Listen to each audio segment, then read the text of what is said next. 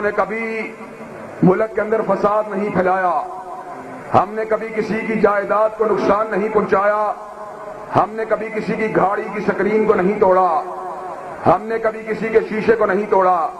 لیکن حضرت شہید ملت سے غداری کرنے والا اور سینٹ میں بیٹھ کر اہل حدیث کی عزت کا سودا کرنے والا اس حد تک گر چکا ہے کہ پنجاب کے حکمرانوں کے ساتھ ملی بھگت کرنے کے بعد آج وہ ہمیں یہاں پر اجتماع کرنے کی اجازت نہیں دے رہا، ہمیں دھمکیاں دی جا رہی ہیں، ہمیں پسے دیوارے زندہ پھینک دیا جائے گا، ہمیں ہلکا ہے زنجیر کا اسیر بنا دیا جائے گا، ہمیں پاپ جولا بنا دیا جائے گا۔ اور یہ وہ لوگ ہیں جنہوں نے سلطان ٹیپو شہید کے مقابلے میں انگریز سامراج کا ساتھ دیا تھا۔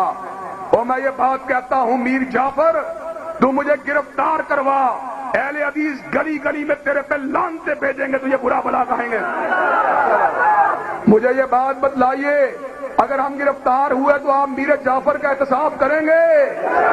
آپ میر جعفر کا احتساب کریں گے؟ میر جعفر پہ لانتے بھیجیں گے؟ میر جعفر کو گھر کے اندر محصور ہو کے زندہ رہنے کے اوپر مجبور کریں گے؟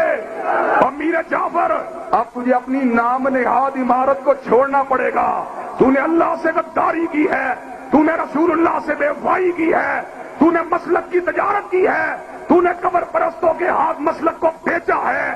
اب تجھے تیرے عہدہ عمارت سے اتارے بغیر ہم چین سے بیٹھیں گے اور تجھے عہدہ عمارت سے اتار کے دم لیں گے۔ اور جیل خانے میں جانے سے ہم نہیں ڈرتے، ہم احمد ابن حنبل کے بیٹے ہیں جس نے الفاظ کہے تھے، ہتکڑی میرے لیے اس طرح ہے جس طرح زلف یار ہو، اور قید خانہ میرے لیے اس طرح ہے جس طرح کوہ یار ہو۔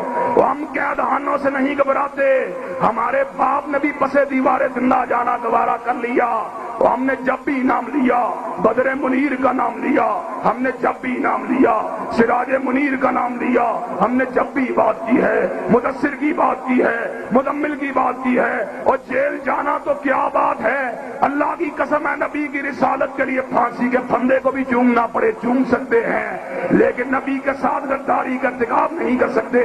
یہ جان مدینے والے کے نام ہے، یہ جان عرش کے رب کے نام ہے، جب تک زندہ رہیں گے کبریا کی کبریائی کے ڈنکے بجاتے رہیں گے، مدینے والے کی مدعائی کے ڈنکے بجاتے رہیں گے، اور میر جعفر تیرا مقابلہ کرتے رہیں گے، کالی کملی والے کے قانون کو ملک کا قانون بناتے رہیں گے۔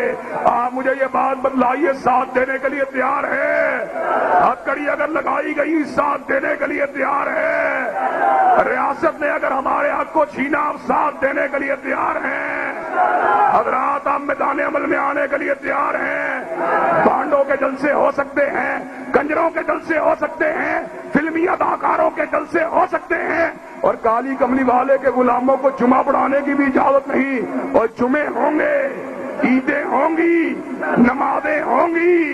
اللہ کے فضل و رحمت سے ہمیں دنیا کی کوئی طاقت روک سکتی؟ دنیا کی کوئی طاقت راستے میں رکاوٹ بن سکتی؟ اور کیا حسن نے سمجھا ہے، اور کیا اس کے